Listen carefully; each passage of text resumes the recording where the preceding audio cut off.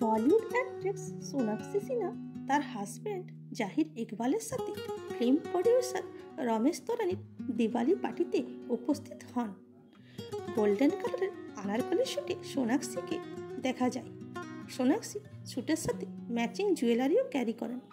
অন্যদিকে জাহির navy blue কালারের pant ও টি শার্টে পরে মিডিয়ার সামনে আসেন।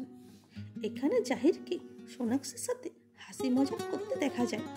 এরপর জাহির সোনাক্ষীর পেটে হাত দেয়, যা দেখে অনেকে মনে করেন সোনাক্ষী হয়তো প্রেগনেন্ট।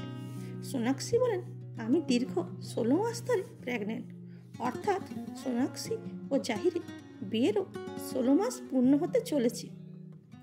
বিয়ের পর থেকেই সোনাক্ষী ও জাহিরকে নিয়ে সোশ্যাল মিডিয়ায় অনেক রিউমার্স ছড়িয়ে পড়েছে।